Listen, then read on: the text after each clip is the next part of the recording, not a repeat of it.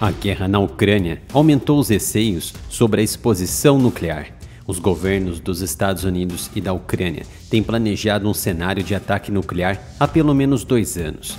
No outono de 2022, por exemplo, ocorreu uma avaliação da inteligência dos Estados Unidos que estimou que, em 50%, as probabilidades da Rússia lançar um ataque nuclear para deter as forças ucranianas se estas violassem a sua defesa da Crimeia. Preparando-se para o pior, as autoridades americanas enviaram suprimentos para a Europa. A Ucrânia instalou centenas de detectores de radiação em torno de cidades e centrais elétricas, juntamente com mais de 1.000 monitores portáteis mais pequenos enviados pelos Estados Unidos. As ameaças recentes de tropas europeias em solo ucraniano, feitas pelo francês Macron e pelo tcheco Petr Pavel, levaram mais uma vez Vladimir Putin a elevar o seu alerta de risco de guerra nuclear contra todos os envolvidos.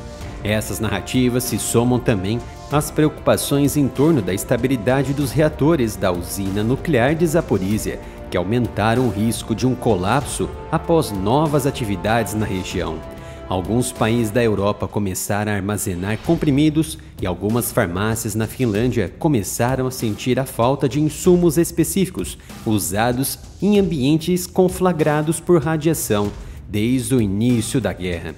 Quase 200 hospitais na Ucrânia foram classificados como instalações de referência em caso de um ataque nuclear. Milhares de médicos, enfermeiros e outros trabalhadores foram treinados sobre como responder e tratar a exposição à radiação. E milhões de comprimidos de iodeto de potássio, que protegem a tireoide de absorver o material radioativo e causar câncer, estão agora armazenados em todo o país. Com base nos riscos cada vez mais elevados de um conflito nuclear, o interesse em pílulas de iodo, que podem ajudar a proteger o corpo da exposição à radiação, cresceu a níveis nunca antes vistos desde a Guerra Fria em toda a Europa.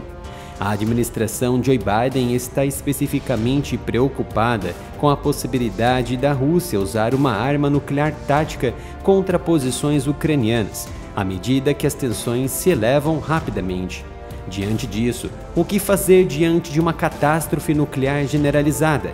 A América do Sul poderia ser afetada de alguma forma, mas o que são pílulas de iodo e o que podem fazer e o que não pode fazer no caso de um ataque nuclear? A vantagem que a América do Sul possui é que a maioria dos lugares que seriam bombardeados, Estados Unidos, Rússia, China, estão no hemisfério norte, de modo que o hemisfério sul estaria um tanto isolado dessas ações.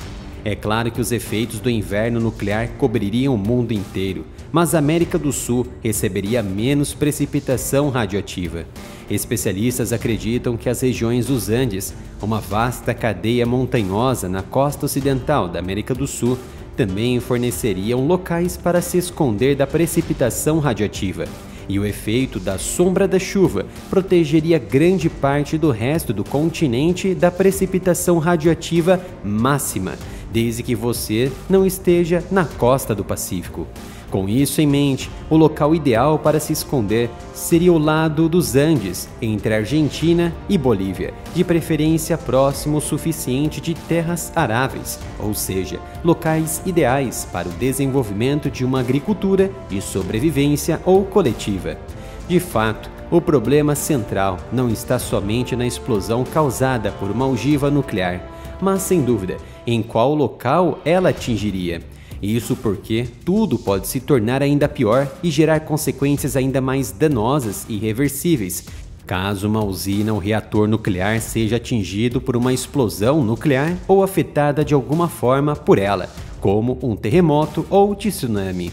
Tem as nossas camisetas e canecas exclusivas da loja do Área Militar. São mais de 70 itens exclusivos na loja. Então acesse mapenca.com/áreamilitar. Cada compra ajuda em muito o meu trabalho.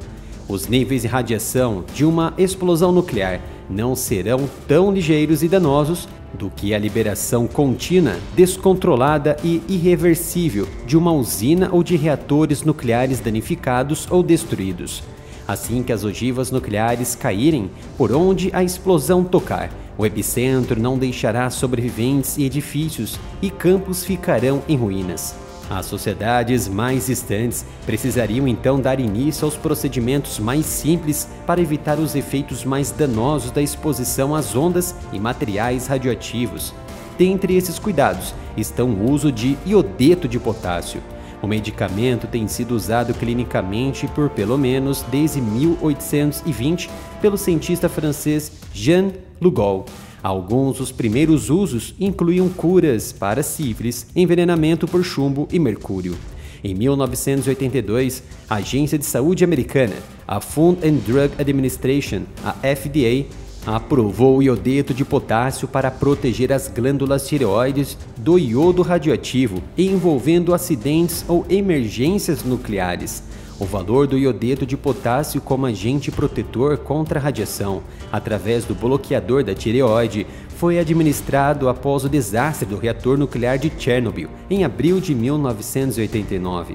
Uma solução saturada de iodeto de potássio foi administrada para 10,5 milhões de crianças e 7 milhões de adultos na Polônia, como medida preventiva contra o acúmulo de radioativos na glândula tireoide, responsável pela secreção de 3 importantes hormônios que influenciam na taxa metabólica e a síntese proteica, bem como o crescimento e desenvolvimento.